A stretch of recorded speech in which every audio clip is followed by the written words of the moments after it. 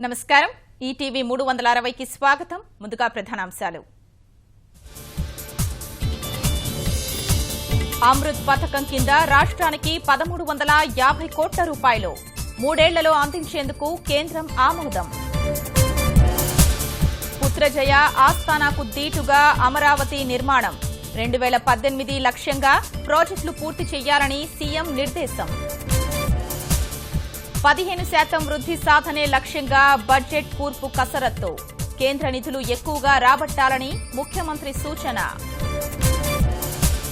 గడువులోగా రిటర్న్స్ సమర్పించకుంటే రాజకీయ పార్టీల రాయితీలు రద్దు కొత్త నిబంధన తీసుకొచ్చేందుకు కేంద్రం కసరత్తు